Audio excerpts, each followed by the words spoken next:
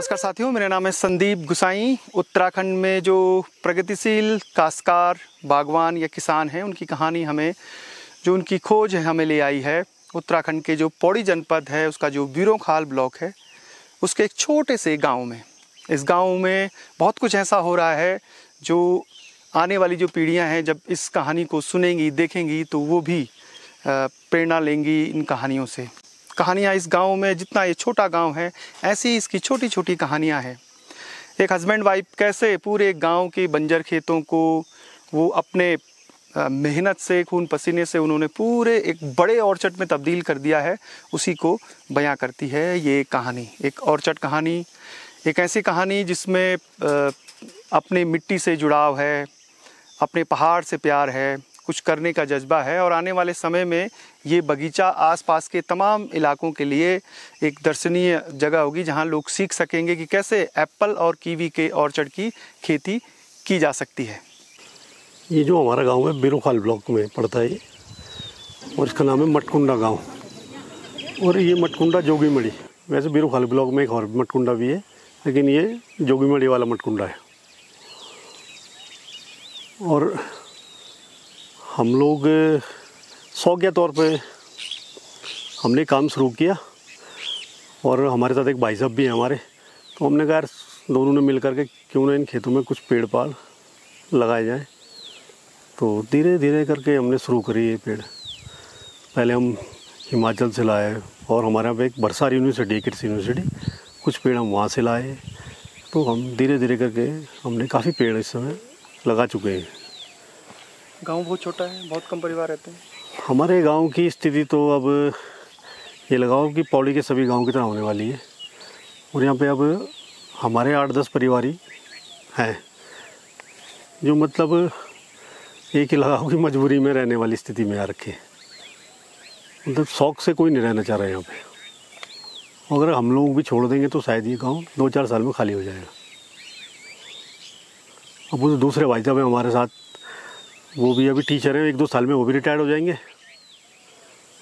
तो फिर समझ लो कि गांव की स्थिति कुछ बुरी होने वाली है।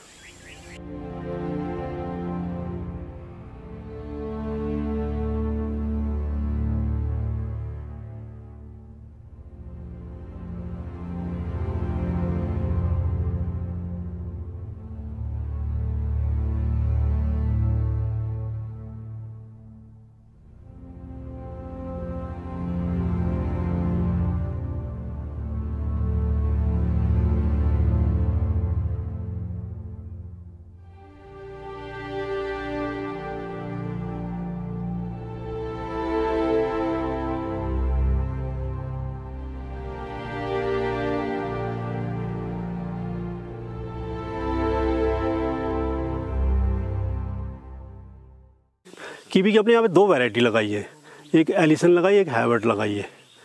और यहाँ पे जो भी फ्रूटिंग हो रही है उसका स्वाद बहुत बढ़िया है। और हम नेचुरल में खेती करते हैं, ना कोई केमिकल, कुछ नहीं। हम केवल गोबर के ऊपर ही निर्भर हैं इस समय तक। भविष्य है कीवी का, सेब का उत्तराखंड में, पौड़ी में? हाँ, फ्रूट का भविष्य तो रहेगा, हमेशा रहेगा। मानव रहेगा तो कुछ ना कुछ तो खाएगा ही खाएगा, और अच्छा भविष्य रहेगा। कीवी का तो बहुत बढ़िया भविष्य रहेगा, क्योंकि कीवी में थोड़ा बीमारियां कम हैं, और मेहनत भी एक बार खड़े करने में मेहनत है। आप एक सिस्टम जैसे आप यहाँ पे देख रहे हैं, खड़ा हो जाए एक बार, उसके बाद थोड़ा सा आपको परेशानियाँ कम आएंगी।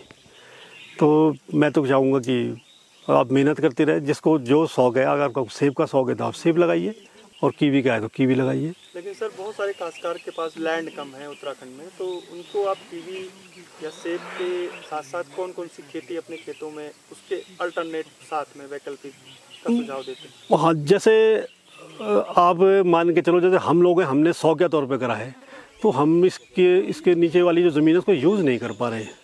लेकिन अगर आपने खेती ही करनी है और तरीके से करनी है, तो आप इसके नीचे बहुत प्रकार की सब्जियां लगा सकते हैं। और इस समय तो मेडिकल जितने भी मेडिकल उसमें जो फसलें लगेंगी हमारे को, मेडिसिन प्लांट जिनको बोलते हैं, वो आप लगा सकते हैं। लेकिन वो हाइट के हिसाब से लगते हैं, आपकी हाइट कितनी है, पानी कितना है, नमी कितनी है ना, उस हिसाब से अलग अलग वैरायटियाँ हैं मेडिसिन प्लांट की ना। तो कोई भी अगर आपको सूट कर जाए उस हाइट पे, उस पानी पे तो आप ज़रूर लगाइए। और नहीं कुछ नहीं हो सकता है तो आप दाल लगाइए, सब्जी लगाइए, लेकिन ज़रूर लगाइए। उससे आपकी डबल आय होगी, ऊपर से भी आपको मिलेगा और ज़मीन से भी मिलेगा। हॉर्टिकल्चर एग्रीकल्चर को आपको मिलाना पड़ेगा कि बागवानी को भी, कृषि को भी ना, तभी हम आगे बढ़ पाएंगे।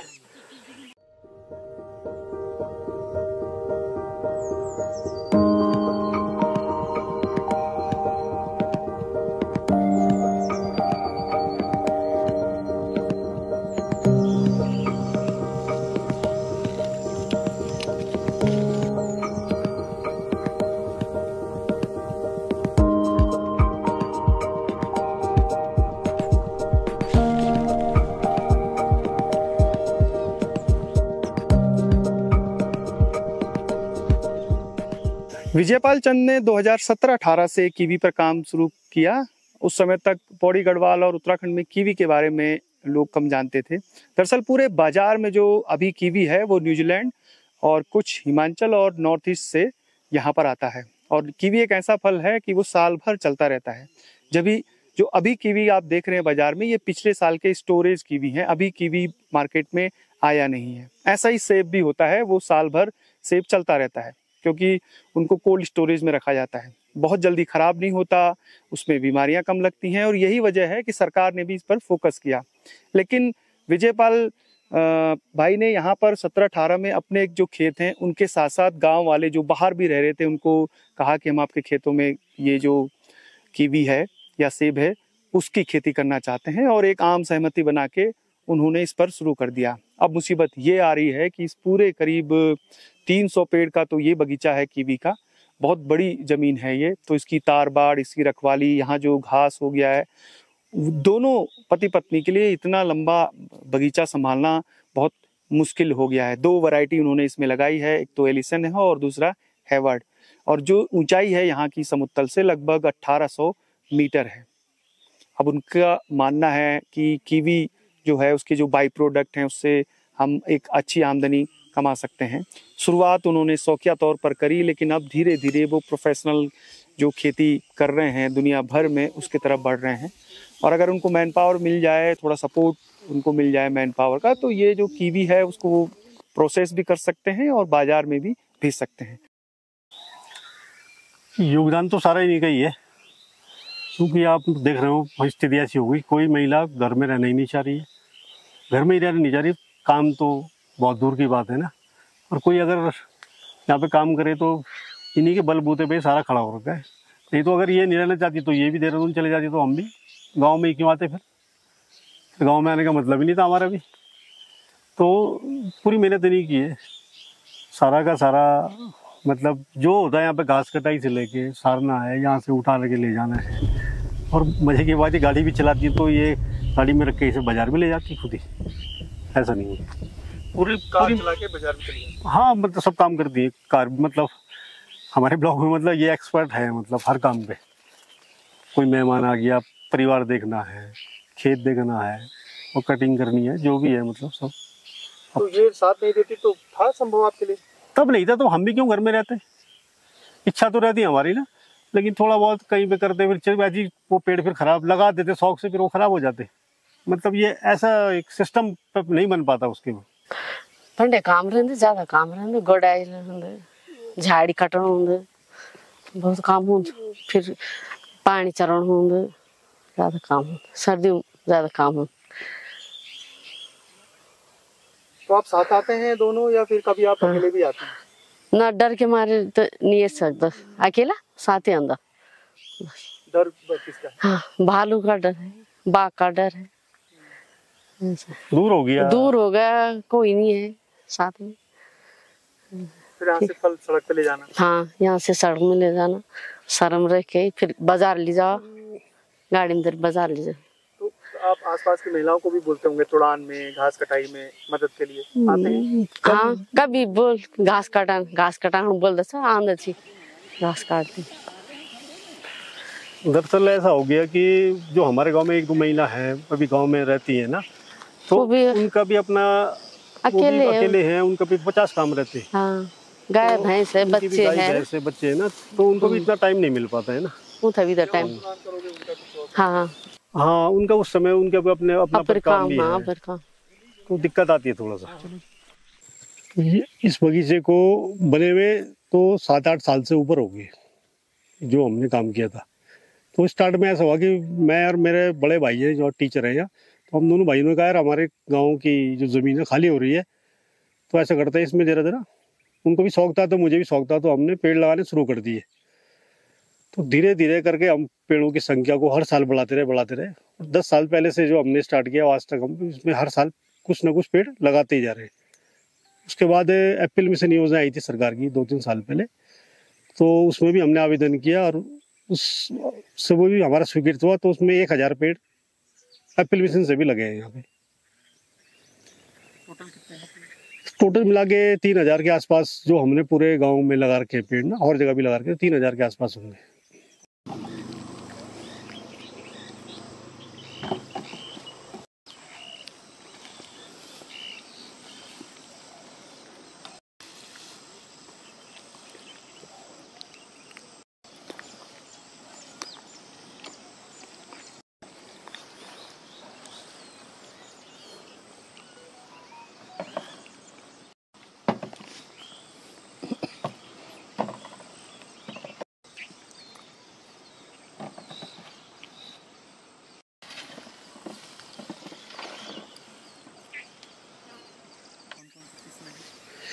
इसमें एक तो जो पुरानी वैरायटी चलती थी हमारे, रॉयल के पेड़ बोलते थे या बीजू पेड़ बोल लो आप उनको। स्टार्ट में तो हमने वही लगाए जो हम कुछ बरसार यूनिवर्सिटी हमारी वहाँ से लाए थे, कुछ हिमाचल से लाए थे। और अब ये जो नई टेक्नोलॉजी आ गई रूट स्टॉक की, तो उसमें M9 हो गया, 106 हो गया और 111 हो गया।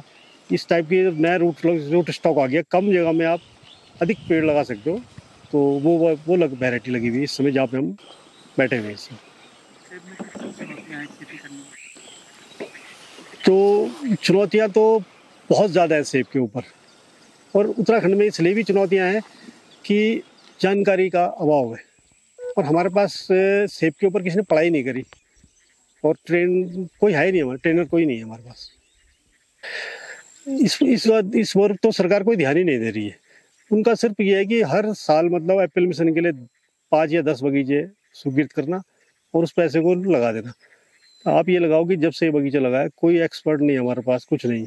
वो हुआ ये कि जिस समय ये बगीचा लगा था तो उस समय जो हमारे ये बगीचा लगाया क्लास नर्सरी फार्म ने लगाया, और जो विक्रम राउत जी है जो ऑनर, वो बड़े ईमानदार आदमी है। तो उनसे ही हमने कुछ सिखाया और उन्होंने हमें बहुत कुछ सिखाया, और वो अभी भी हमारी मदद करते रहते हैं। तो हम तो उनसे मदद ले लेते हैं, लेकिन अगर बाकी लोग क्या करेंगे, सरकार कोई एक्सपर्ट नहीं भेजती। अब आज तक इस बगीचे में उनके सिवाय कोई और नहीं आया।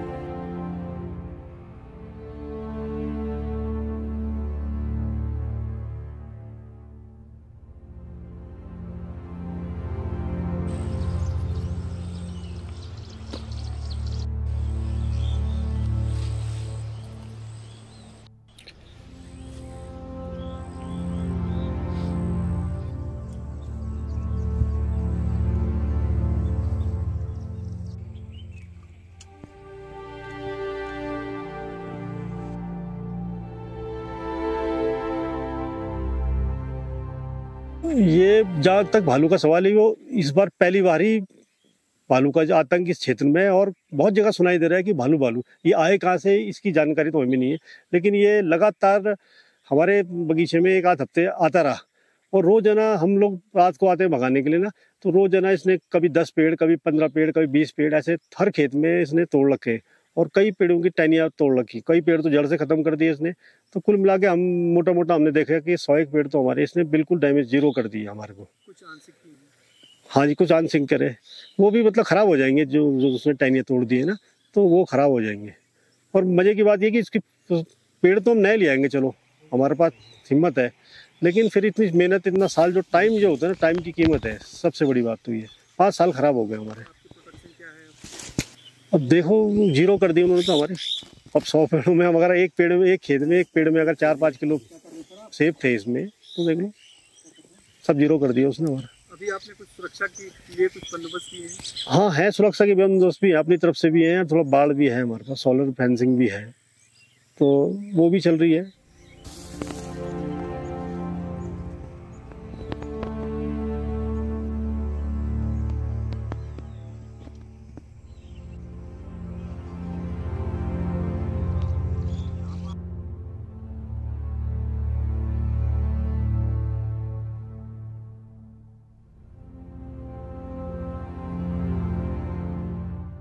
विभाग तो खैर जीरो ही है क्योंकि विभाग भी क्या करे, विभाग के पास कर्मचारी भी नहीं है।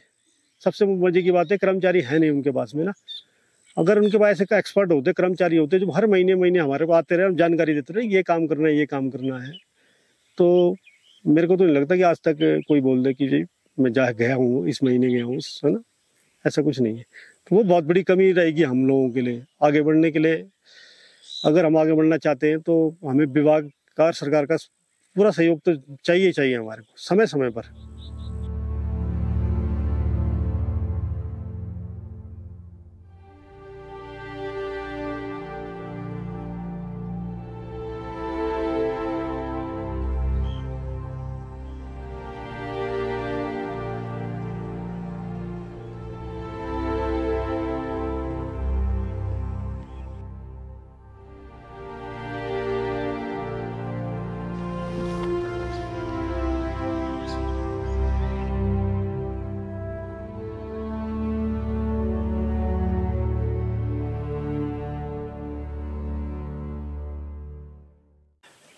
विजयपाल भाई ने जो अपना ऑर्चर्ड है सेब का, जब हम कीवी से अब सेब के ऑर्चर्ड में आए हैं तो देखिए कि भालू ने कितना आतंक मचाया है। रात को भालू आया कुछ दिन पहले और ये पूरे पेड़ उखाड़ के ले गया।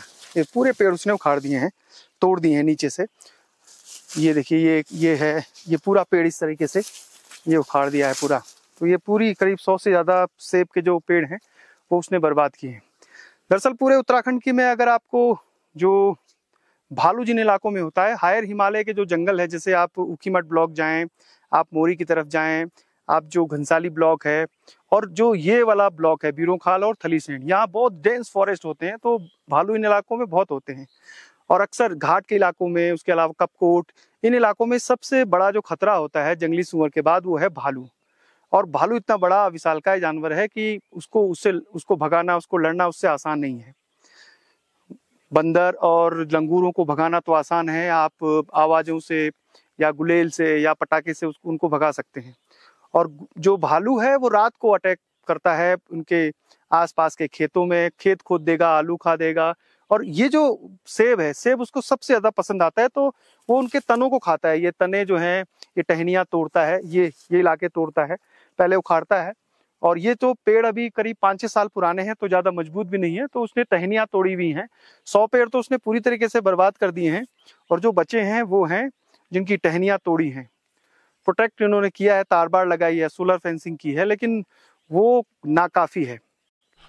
अब विजयपाल जैसे किसान ये सोच रहे हैं कि अगर भालू का आतंक और बढ़ेगा तो वो अपने बगीचों को कैसे प्रोटेक्ट करेंगे, क्योंकि ये उनकी एक तकनीक नहीं है उनके पास। सोलर फेंसिंग तो लगा दी है, लेकिन अगर भालू का अटैक लगातार बढ़ेगा, ये पहली बार है कि उनके पूरे बगीचे को भालू ने इतनी ज़्यादा डैमेज की है।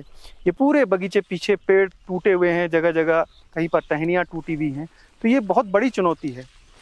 दरअसल एक किसान जो है वो मौसम की मार तो झेल ही रहा है, जानवरों की मार भी झेल रहा है। और हमारे उत्तराखंड में विजय जरधारी जैसे जो शख्स हैं जिन्होंने बीज बचाओ आंदोलन में बहुत अग्रणी भूमिका निभाई, उनका कहना है कि किसान के 3 दुश्मन हैं, जंगली जानवर, मौसम और सरकार। और अगर इस तीनों को अगर हम देखें तो ये यहाँ पे इस बगीचे में सटीक बैठती है। जंगली जानवरों ने नुकसान पहुंचाया, मौसम जो है वो भी लगातार ओला वो भी नुकसान करता है, और जब सरकार के पास मुआवजा के लिए पहुंचता है किसान या अपनी पीड़ा रखता है तो फिर वहां से भी उसे मायूसी हाथ लगती है।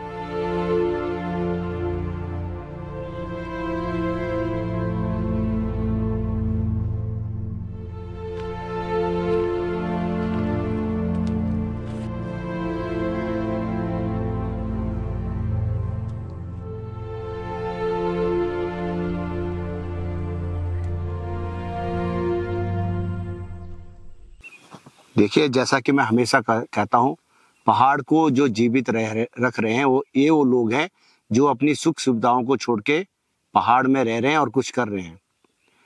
जो पति पत्नी आपने कहा, विजयपाल भाई और भूली कांति, जिन्होंने ये काम किया है यहाँ पे मटकुंड में, जबकि अधिकांश लोग गांव से जा चुके हैं, इतना बड़ा बगीचा सेब का और कीवी का उन्होंने बनाया है, तो मैं तो उनको सलाम कह सकता हूँ। आज जब हम लोग छोटी छोटी चीज़ों के लिए कह रहे हैं ये मेरा, तो इन दोनों लोगों ने गांव के अन्य खेतों में भी, अन्य लोगों के खेतों में भी अपने दम पे, अपने मेहनत से पेड़ लगाए हैं। शायद उनके पीछे उनका एक उद्देश्य रहा होगा कि ये खेत बंजर है तो इनसे हमको कुछ इनकम होगी। लेकिन मैंने उनसे जब पूछा एक बार, जब पिछली बार हम आए थे और अभी भी पूछा, तो वो कह रहे हैं कि अगर जरूरत होती है तो जिन खेतों में हमने पेड़ लगाए हैं, अगर वो भाई लोग कहेंगे तो हम उनको देने के लिए तैयार हैं। तो बहुत बड़ा जिगर चाहिए, दिल चाहिए और साधना है, ये तपस्या है। ये इन लोगों जैसे अगर हर गांव में 4-4, 5-5 कपल हो जाए तो मैं बता रहा हूँ पहाड़ की तो दशा और दिशा सब कुछ बदल जाए। देखिए, काश्तकार तो हर तरीके से मरता है। बारिश नहीं होगी, बर्फ पड़ेगी, ओले पड़ेंगे, फिर जब फल वगैरह होते हैं तो पक्षी आ जाते हैं खाने के लिए, भौरे वगैरह आप देखेंगे। और सबसे बड़ी समस्या है भालू वगैरह की। अभी कितना बड़ा भी हो तो मतलब ऑर्चर्ड है तो उसके लिए अगर आप फेंसिंग वगैरह भी लगाएं तो भालू एक ऐसा जानवर है कि वो शायद तोड़ ही देता है। अभी 5 साल इन लोगों ने मेहनत करी एक पौधे को बड़ा करने में। मेरे को लगता है कि 450-500 रुपये का वो पौधा था और जब वो 5 साल के बाद में फल देने लग गया, आप देखिए कितने बड़े बड़े हैं, तो दुख तो होता ही है। जानवर, जंगली जानवरों का डर तो है ही। और 100 पेड़ आप समझ लीजिए, मेरे हिसाब से आज की तारीख में कम से कम 5 लाख रुपए तो कम से कम उनका नुकसान हुआ ही हुआ होगा।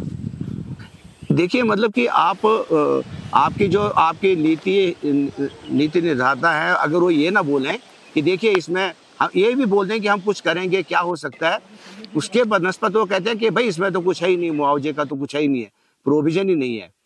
अभी मैं तो हर उस जनप्रतिनिधि से कहूँगा, चाहे वो ग्राम का प्रधान हो, चाहे वो क्षेत्र का पंच हो, चाहे वो जिला पंचायत का सदस्य हो, चाहे वो ब्लॉक प्रमुख हो, चाहे वो जिला पंचायत अध्यक्ष हो, चाहे वो विधायक हो, चाहे वो सांसद हो, कि ऐसे लोग जो काम कर रहे हैं आप उनका हौसला बढ़ाइए और आप लोग पॉलिसी बनाइए कि अगर इस तरीके से नुकसान होता है तो हमारे काश्तकारों को कुछ न कुछ तो मुआवजा मिले।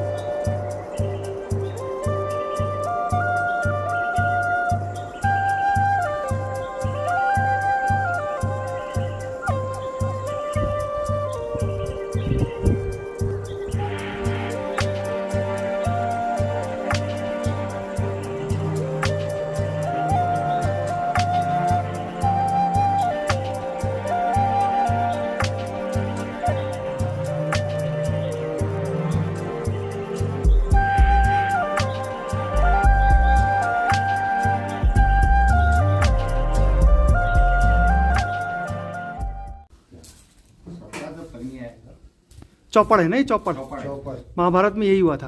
हाँ, एक कोड दे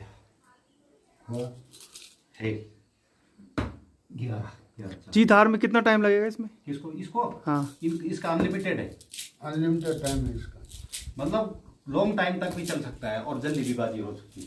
अच्छा, मतलब ये है कि इसके जो पास है ना, हाँ, पहले अंदर भी जाते हैं और अंदर से फिर बाहर भी आ सकते हैं। लूडो ऐसे इसी से बना होगा। हाँ।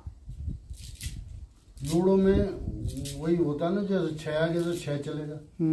इसमें यदि एक कोड़ी ऐसी आ गई और बाकी सब उल्टी आ गई, ये तो 11 हो गया ऐसे, ये तो 11 खानी चलेगा। अच्छा, और ये 2 आ गई तो 2, 3 आ गई 3, 4 आ गई 4, यदि 5 आ गई तो 25 माना जाता है। अच्छा, और 25 में 8 घर चलते हैं, और 6 आ गई तो 30 में 13 घर चलते हैं, और 7 की 7 आ गई तो 14। मतलब ये मानसून बसग्याल में बढ़िया मनोरंजन है। बढ़िया मनोरंजन है। और सारी उल्टी हो गई तो 7, सारी उल्टी हो गई तो 7।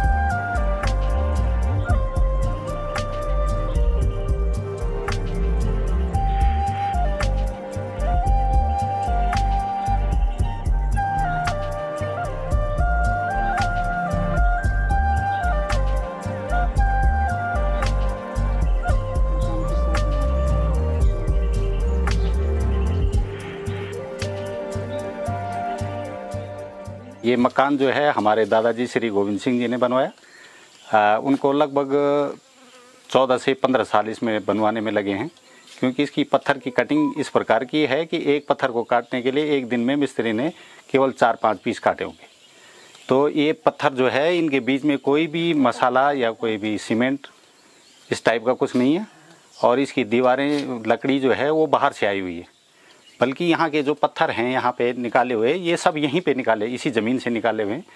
खुद दादाजी ने निकाले थे, जब दादाजी हमारे ज़िंदा थे तो हम छोटे छोटे थे, तो अपनी कहानी बताते थे वहाँ पे कि यहाँ से मैंने पत्थर निकाले और ख़ुद जो है मिस्त्रियों को पत्थर निकाल के दिया, फिर उन्होंने उसकी कटिंग की और तब जाके ये मकान बना। पर्वतीय शैली है इस इलाके की। हाँ, ये तो एक्चुअल में दादाजी लोगों ने बनाया, तो शायद उस समय की यही पैटर्न रहा होगा कि उसमें जो गणेश जी नहीं रहे होते हैं। तो शुरू से ही हमने तो ये देखा था कि यहाँ पे हमारा देव स्थान है श्री भगवान श्री गुरु विष्णु जी का। तो तब जाके जो है वो हम वो जानते हैं कि हमारे यहाँ पे विष्णु भगवान जी का स्थान है। कितने कमरे हैं सर इसमें? इसमें पहले जो है 4 नीचे और 4 ऊपर हुआ करते थे। फिर बाद में अपनी सहूलियत के हिसाब से हम लोगों ने पार्टीशन किया, तो उसमें दरवाजे मतलब 2-4 कमरे और बढ़ गए।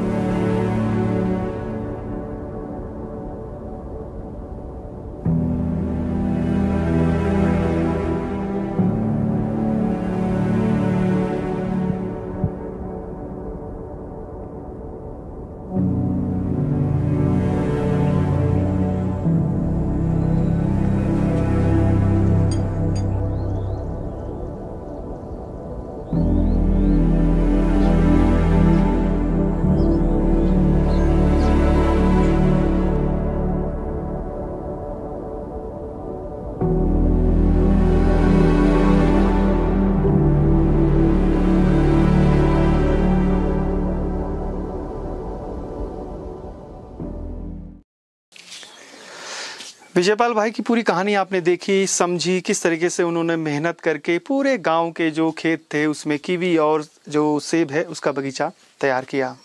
इस गांव की एक और खासियत है, यहाँ जो खोली और जो तिबारी है बेहतरीन। मकान कम है, छोटा सा गांव है, करीब 13-14 मकान यहाँ बने हुए हैं, कम परिवार रहते हैं। लेकिन जो कहानी है पूरे उत्तराखंड में कि पलायन की, वो भी यहाँ भी है ऐसे ही। तो जाते जाते हम इनके खूबसूरत गांव के मकानों के बीच आपको छोड़कर जा रहे हैं। आप आनंद लीजिए इन खूबसूरत तिबारी, खोली, डंडियाली इनके, और यहाँ के जो नज़ारे आसपास के हैं। फिलहाल संदीप गुसाई को इजाज़त दीजिए। इस तरह की रोचक जानकारियाँ, इंस्पायरिंग स्टोरीज़ जो बंजर ज़मीनों को फिर से आबाद कर रहे हैं हमारे रियल हीरो, उनकी कहानियाँ भविष्य में भी जारी रहेंगी। संदीप गुसाई को इजाज़त दीजिए। जय नंदा, जय हिमाल।